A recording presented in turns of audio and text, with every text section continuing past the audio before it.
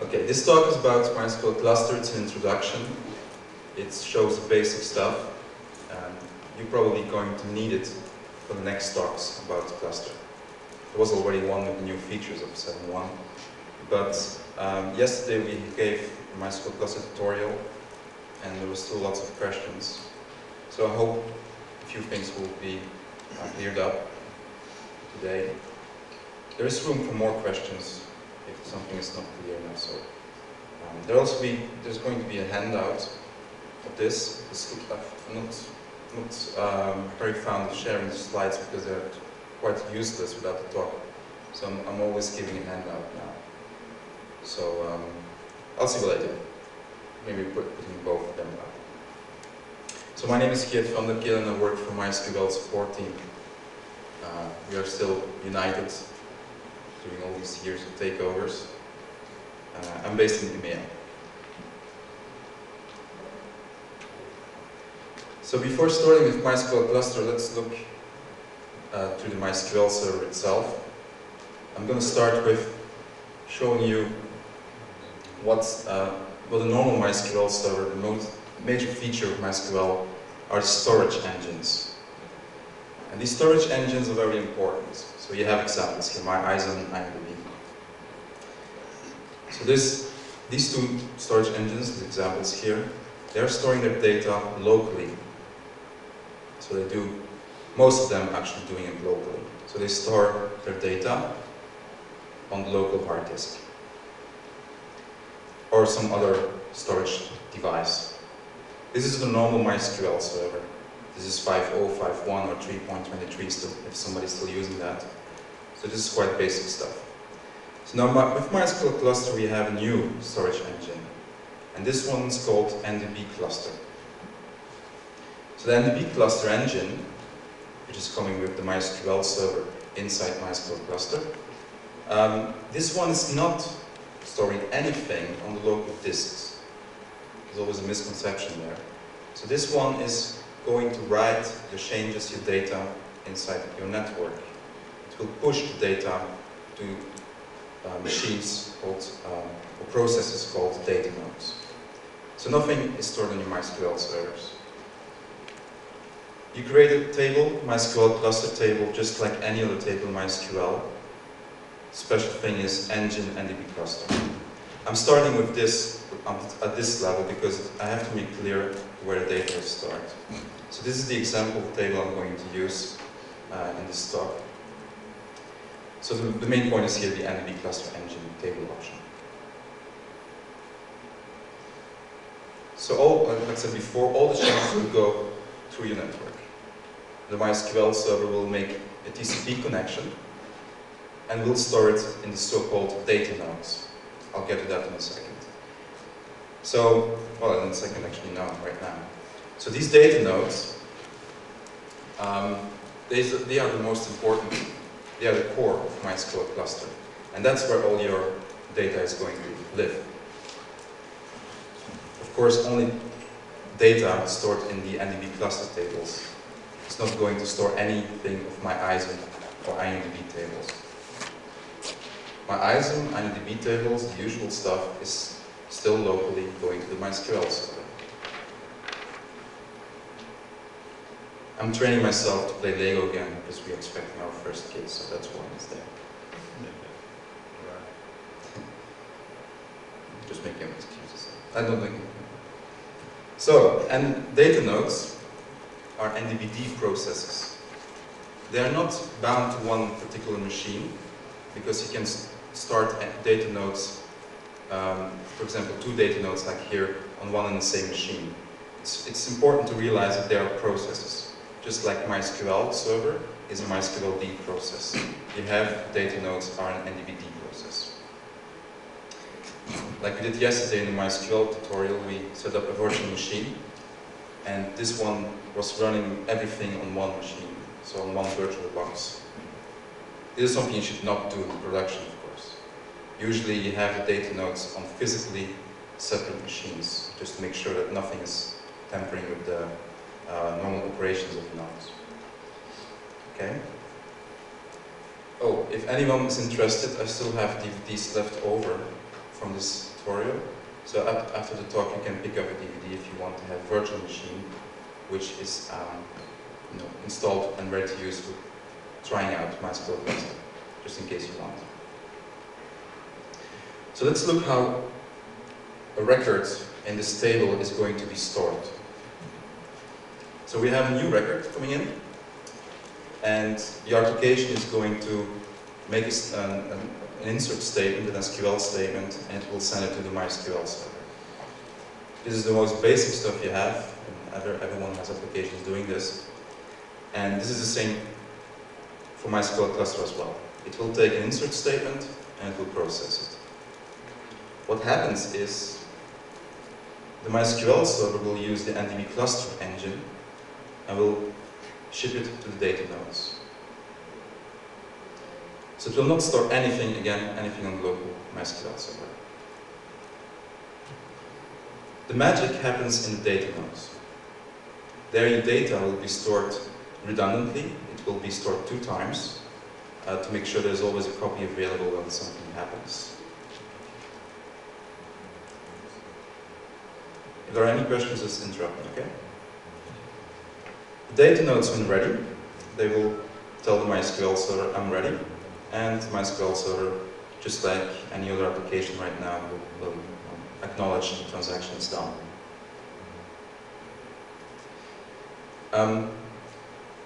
DB cluster is transactional and it's ACID compliant. So you have always transactions going on. If something happened, it will roll back, just like an INDB transaction, for example. The major advantage of this, not storing anything local in the MySQL servers, everything in data nodes, is that you can have 3 or even 200 MySQL servers accessing this data in the data nodes at the same time. You can have 200 MySQL servers doing concurrently inserts into these tables, and will not even bother, having performance problems. It should work fine. Yeah, you also have other applications which can connect to the data nodes, and they can do it without using SQL. That's something I'll come back later on. So this is a very important concept of MySQL Cluster. So you have these MySQL servers using an DB cluster engine to store stuff in data nodes. So how data nodes are storing the data? That's a very important thing to understand, so you know how the high availability of MySQL Cluster works. Because MySQL Cluster is all about high availability. So partitioning and replicas. That's where all the magic goes in data nodes. These are very tasty brownies. I couldn't find a better picture for this. So. I'm going to demonstrate how data nodes are going to partition a table. So we have this table I showed before, and this is the data. So 8 records.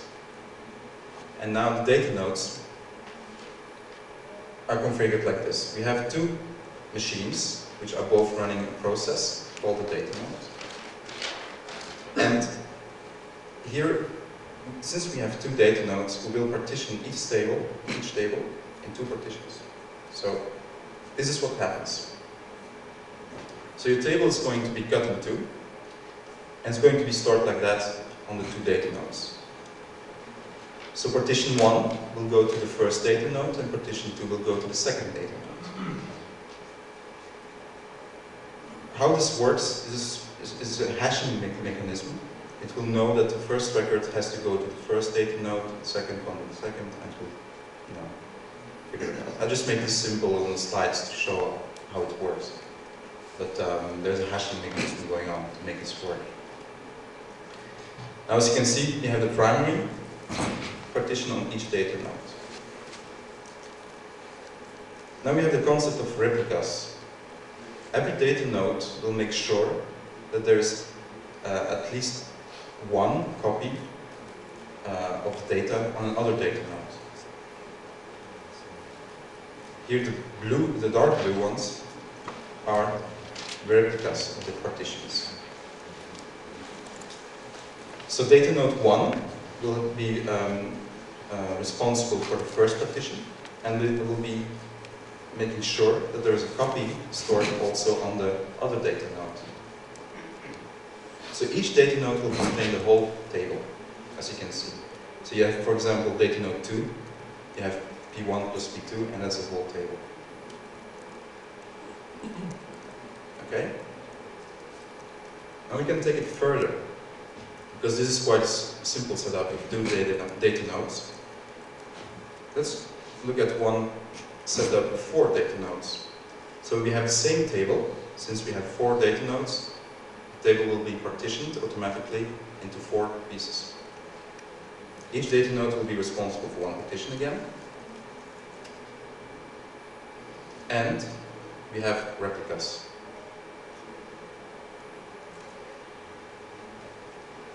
We have 2 replicas. It's a configuration set in the configuration file. It says number of replicas equals 2.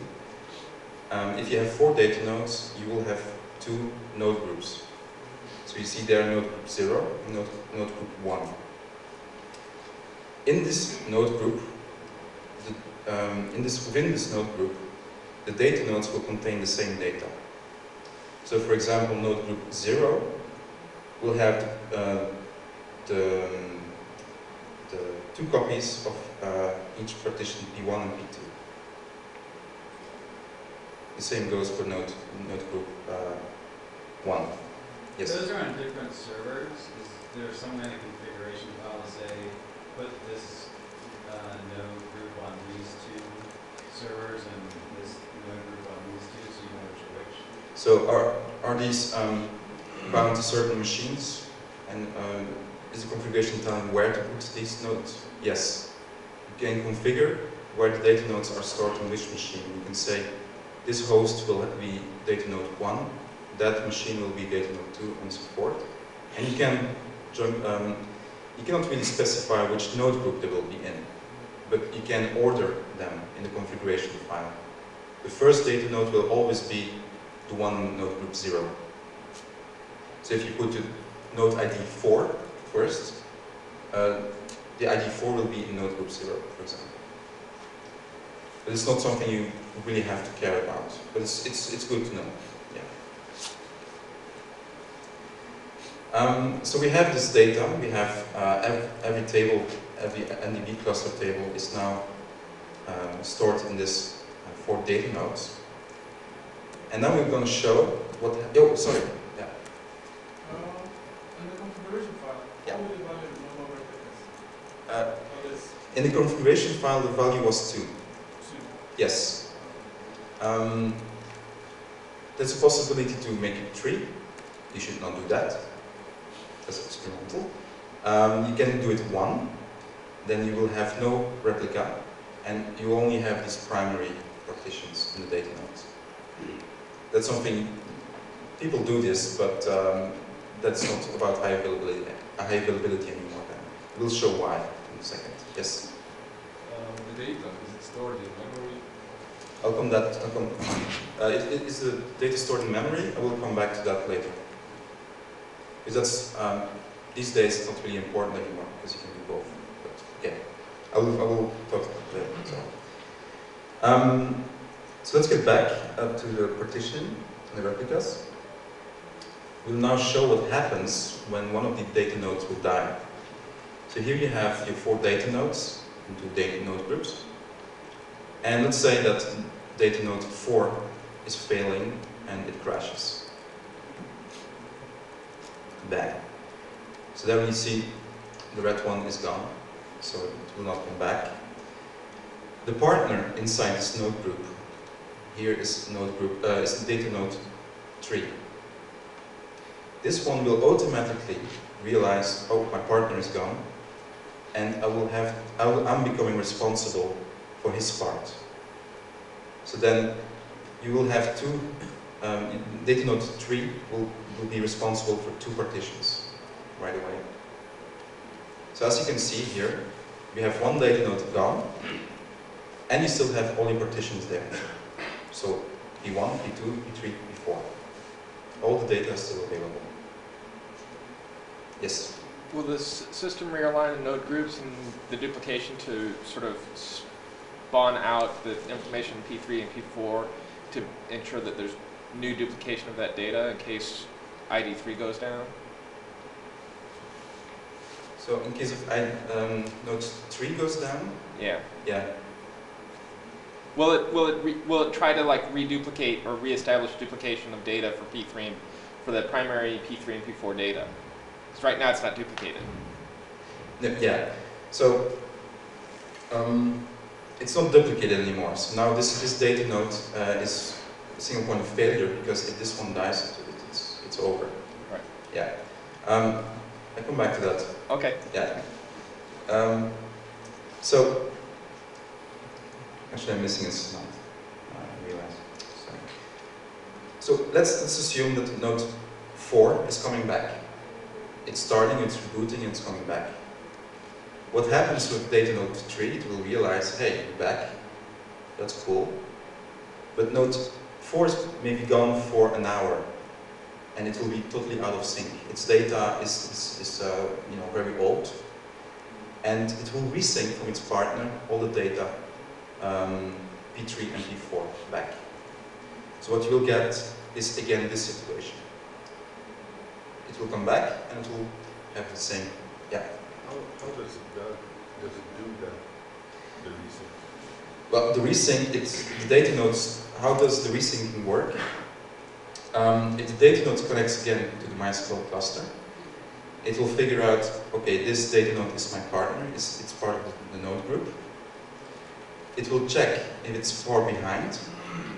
If it's too far behind, it will take a complete dump of the data of the other data nodes to the network. If it's not too far behind, maybe the node was down for 2 minutes or something like that, it will just resync the changes done. So that's much faster. So there's a situation where it just tries to figure out, it's maybe better to take all the dump of all the data from my partner instead of just taking the changes. Sometimes it's not possible at all. Does it go by time or by the size of data changes? Does it go by time or data changes? It goes by both. Right. It depends where the checkpointing is in the data nodes. That's already quite low level stuff, but every data node will checkpoint its data to disk and checkpointing also the redo log. And it does this only a couple of times. So when it's a long time gone, the redo logs will be recycled and they're not useful anymore. So it's after a long time it will just be impossible to just take the changes because it's not available anymore. So it will take the whole data then. Yes? What happens if, for example, ID4 is down and it can't come back up for about 6 hours and someone locally wants to bring up another box? Can you do that? Or does ID3 have like the MAC address, Ethernet, all of that bound to it that you can't bring up another box? Interesting question. So how can you bring up another box to replace the node 4? So it's, you can do it quicker. That's what your question is, yes. So yes, so this is not it's common sense to actually, if you have 4 data nodes, to at least keep one machine in the same, with the same RAM, the same disks available there. So 5th machine, in case one goes down and it can't come back because it's a major problem in the hardware, you can just switch that machine in, put that machine in, say reconfigure the IP address of that machine, and it will then go into the cluster. So the cluster configuration contains an IP address, and that's something you have to put on the new machine as well. So it makes sense to always keep one machine ready to replace the data node that is down. Because this is a very tricky situation, what we have here. I'll show that on the last. Yeah, sorry. Is typically the table partition across the rows similar to your example here, where you would think if you have a database where most of your activity is writing new record entries, that node group 1 would experience a higher level of activity and node group 0, or is there a sequence to even odd rows or something like that you would have people sharing on node groups? So on a high load, the question was if there's a lot of load with inserts, will one particular data node have a higher load than the other ones? No. It's equally divided between all the nodes. So there's a hashing mechanism that makes sure that the new records, based on the primary key, will always be equally divided between the nodes. Yes? In such a case where node 3 assumes responsibility for partitions 3 and 4, does it maintain 50%, or I should say, does it keep 25% of the load, or, I mean, do new writes still go to 3 for partition 3 and 4? So do new records go into the data node 3? Yes. So if the data node 3 here took responsibility for both partitions, so it will also accept all the new data which go to this partition as well. So hashing doesn't take into account that 2 partitions are now on 1 node. So hashing doesn't take into account that, no. It's transparent. Because the MySQL servers, for example, should not know about this happening. Yes? Yeah. When you were jumping from 3 to 4, what about locking or any problems like that? What about locking of records? Yeah, especially like watershed or something. There is no locking in MySQL Cluster. Oh, right. Well, you know, if it's transactional and it's not real locking, well, there is locking, of course, but it doesn't matter. It's if these partitions are on the same machine, it will just be the same as it would be on the other machine. So the thing is the same. Sorry. Of course, if there is a high load, this machine will have more load as well because it has to do more. That's normal. Yes.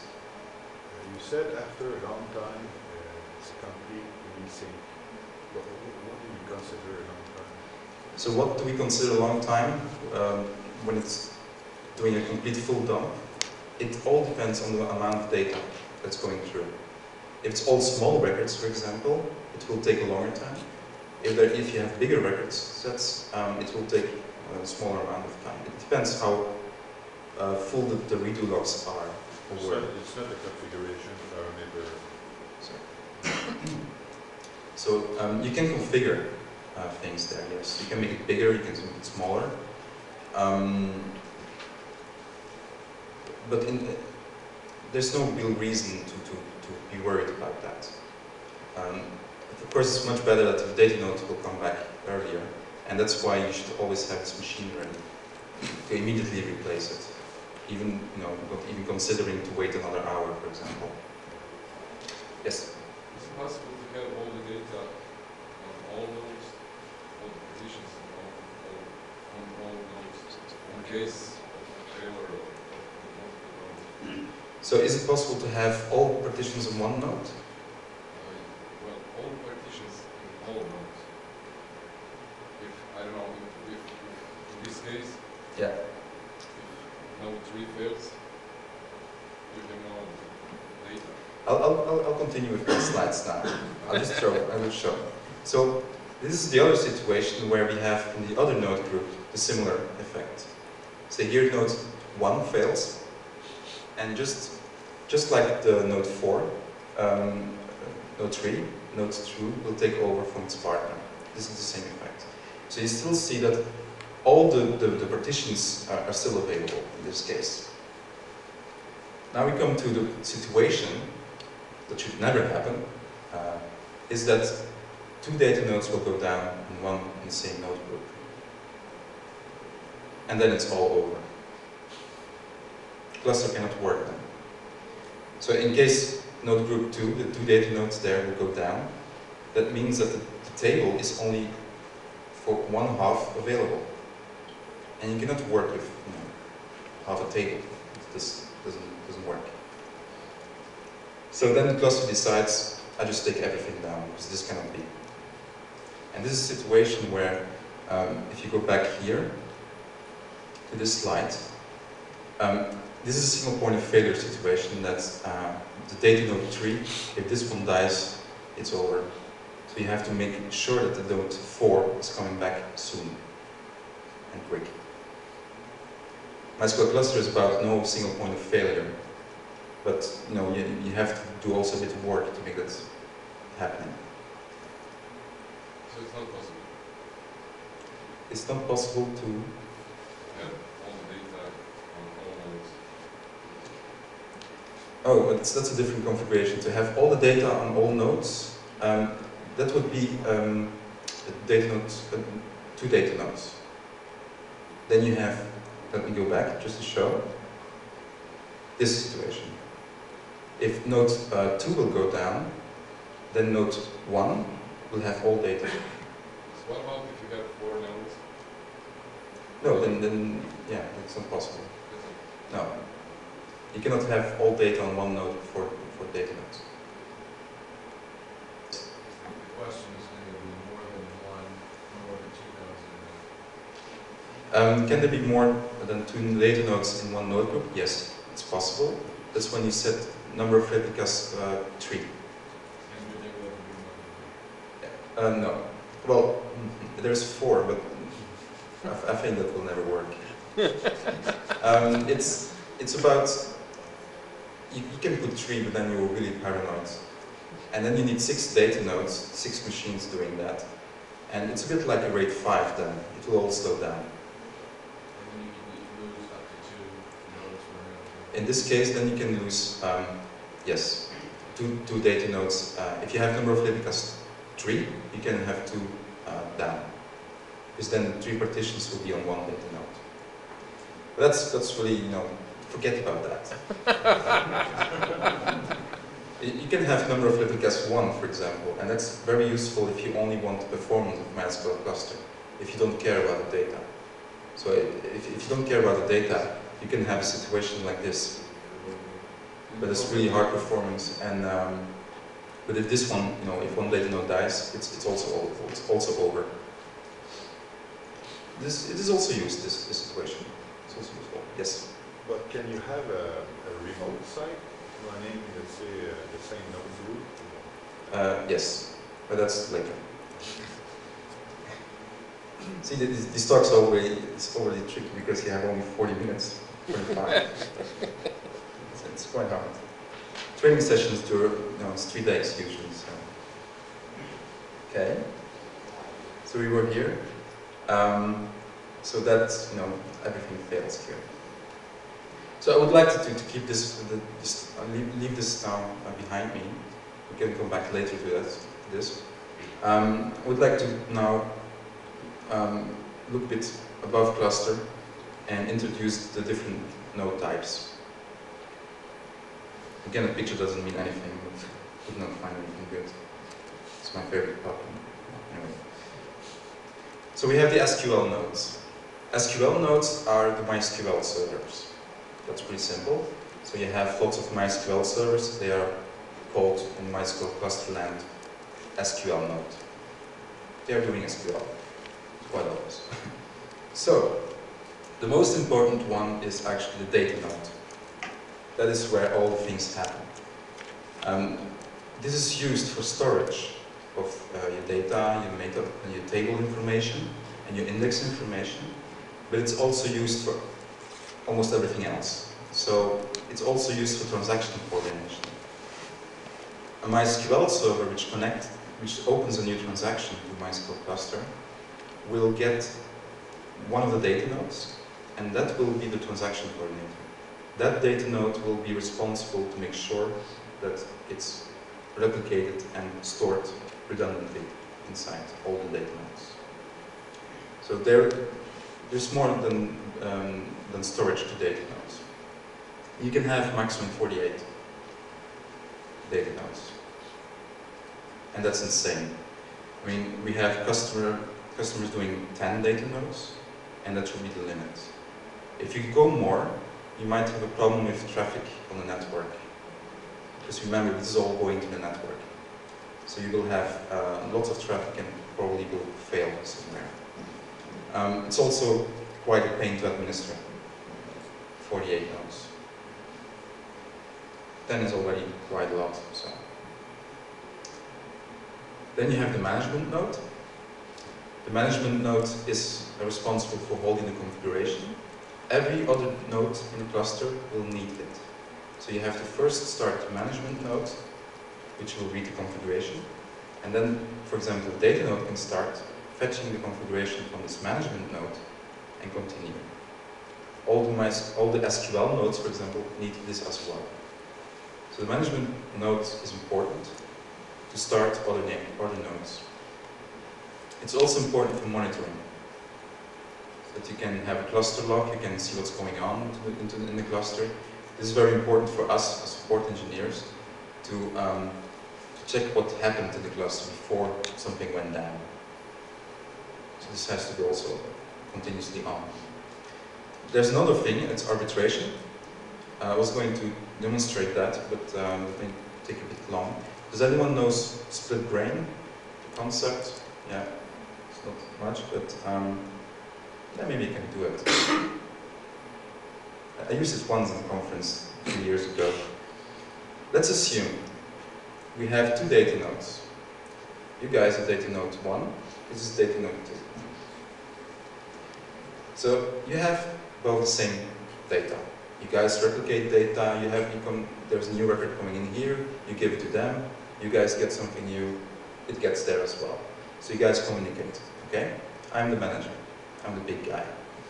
So, imagine now there's a wall between you. You cannot see each other anymore, you cannot communicate anymore. The data there is getting stuck, you cannot check here what's going on. There's a big wall. What happens?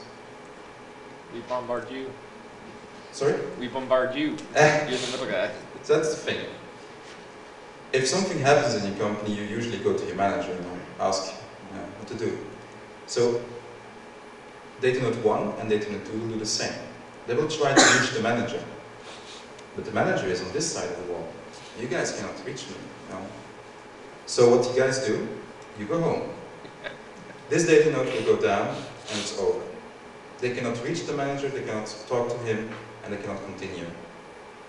This data node, as we've seen before, will take responsibility of all data, and then because we can communicate, and we will continue. And that's to prevent a split brain situation.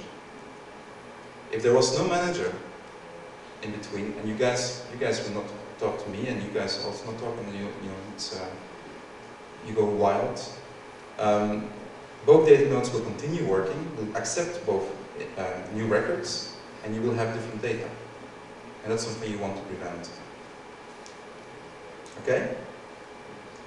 So that's the situation, this is a split brain situation.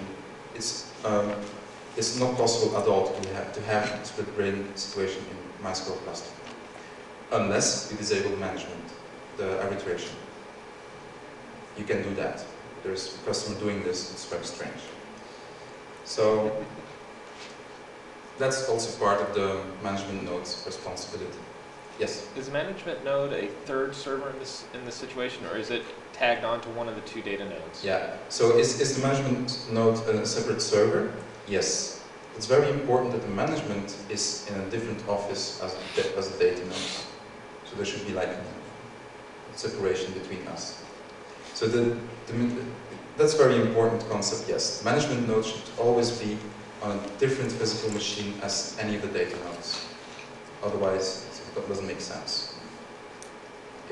If I was sitting with you, or we have two managers, and there are two managers sitting just on the chairs next to you, you guys can talk to that manager, and you guys can talk to this manager, and you will both continue. So that doesn't make sense. Yes? Is there any redundancy for management node? Management nodes, redundancy, you want to have always two management nodes in your cluster. One is okay, two is best, high availability, you always want to make sure that one's up. Three, don't do that. You can do it, but it's overkill. If you have two management nodes, do you have to be able to talk to both of them before you go? If you lose contact with just one of them, do you go down, or how does that work? Do you need to have both? Do you need to contact both? No. You can tell a node to first contact the first one. If that is not up, you can contact the second one. But you don't have to have both available. So, and there's also an arbitration rank. One of the management nodes will be the arbitrator, not both. Okay. So there's always a selection who's going to be the arbitrator. If the first management node is going down, the other one will take responsibility of being the arbitrator. That's done actually in data nodes. They will select a new manager. Actually very useful. Yeah. Is the secondary management node just a purely passive node until the primary fails, or is there some work sharing between the two management nodes? So are the two management nodes as one active, one passive? They're both active. So they have both the same configuration. In 7.1 this is made sure through a caching system. So they have both the same configuration. They can both have nodes connecting to them to start, and they both generate the same log files. So they are equal. With the exception that there is a hierarchy of one to express it over the other. For arbitration, there's a yeah, that's arbitration. Note that SQL nodes, for example, can also do arbitration, but that's usually not done. It's a bit complicated. A fourth type of node is the API node. SQL nodes are a special case of API nodes. So we can say that SQL nodes are API nodes, but not all API nodes are SQL nodes. API nodes use the NDB API, C++ libraries. So you can develop your own C++ applications which directly connect to the data nodes using no SQL. I put their space in between no SQL. So this is not the, this hyping thing, no SQL stuff. This is real no SQL. This is one of the most important features for our telecom customers. They're writing, they do nothing else than NDB API stuff. They don't care about SQL. You need MySQL servers to create tables. That's something you could do using SQL. But retrieving data, inserting data, this is very performant. It blows away all the rest. But you need a C++ developer. Now you can actually have a Java, there's a connected Java, so you can actually develop these kind of things also using Java. It's pretty new, it will be in 7.1. Okay. So a few minutes left. Let's look at failure handling. This is my kitchen a year ago. It broke down on my head. I'm lucky to survive actually. So let's look how failure handling is working in MySQL Cluster as a whole. And this is a typical situation, this is a typical setup of MySQL Cluster. You have your applications up there, which can be whatever, anything that talks MySQL.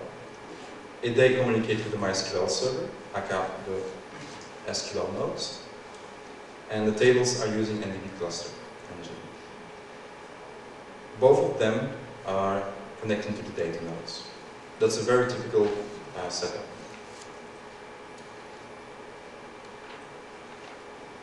I don't include scaling here, but if you want to scale, you can put like 100 MySQL servers there on top, or even more. So then you can do really lots of stuff.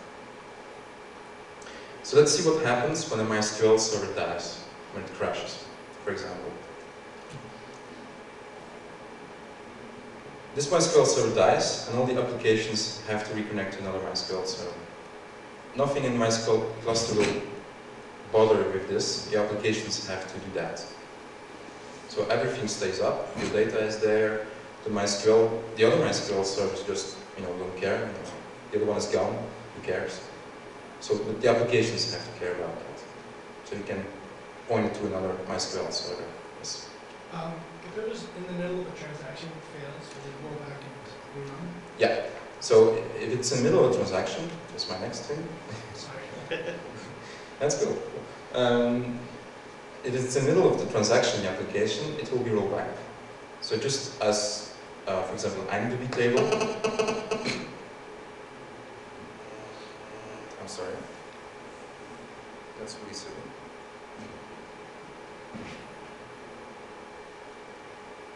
He knows I'm talking. Anyway, so if it's in the middle of the transaction, it will roll back. The application will have to retry, and while retrying, it will have to reconnect to the other MySQL server, for example, and it can continue there. Remember that every MySQL server sees the same stuff. It's exactly the same tables inside the MySQL cluster. So you can simply just move around, even load balance between MySQL servers. Yes? The other day you said you had to put the user access on each one of them individually, right? Is that the same for putting the tables on, or do you just put on one and it'll replicate across? Is it just the users you have to put on? So, do you need to create on each MySQL server separately all the tables that you're going to use in MySQL Cluster? No. So if you create an NDB cluster table in one MySQL server, it will be auto-detected in the other MySQL servers. So you create once, you run everywhere. The important point there is that the grants that you give to users to access the MySQL servers are not part of the MySQL cluster. So if you grant somebody on MySQL server A, that grant will not be applied to MySQL B. You have to grant it on all the MySQL servers. That's because the grant tables are still by ISM. It's not possible to put them in MySQL cluster. Not yet. Yes? Possible to mix different tables in the same database together with So is it possible to mix storage engines? Yes. Yeah. So you can mix storage engines. The MySQL servers don't really care about the engine itself. In the same database. In the same database, yes. Yeah. So you can create a MyISM table, you can join it with a cluster table, which is then joined with an INDB table, and next. Yes? And in that case, the MyISM, the other engines are basically local, whereas the... So again, yeah, you have to, that's a trick I explained yesterday as well. So if you want to have multiple engines, MyISM table, an INDB table will go to MySQL B. It's not going to be visible on MySQL A. Okay? A trick that a customer is doing, and it works good, is that you can set up replication between the MySQL servers. So one of the MySQL servers will act as a master, and it will replicate these tables to the other MySQL servers. It's also connecting to the MySQL cluster, so it's a bit tricky setup there, a bit complicated, but it's possible. Okay, I'm going to run out of time, so I'm going to start rushing through it. Failure of a data node. What happens when a data node dies? And that's mostly the beauty of MySQL cluster. If it dies, nothing happens. Well, nothing happens. That's not really true. The other data node will take over responsibility, and all the data is available. However, applications doing transactions with MySQL servers will get an error. Just like MySQL server dies, the transaction will be cancelled. If something happens in cluster in the data nodes, and the data node goes down, the transaction also will be rolled back. It's just a fail-safe. So you have, all the applications will get an error, and then they will have to retry. If you do transactional, if you do transactions, the applications always have to retry at least once. If it's a temporary error, like a failing node is a temporary error, it will you can do it again afterwards, and it will go through because the other data node is now handling everything. When the management server, management node dies, nothing happens at all. The cluster logs are not written, for example. So, but you want to have both two management nodes always available, just in case. So limitations and considerations. It's a hot topic. That was a hot topic yesterday.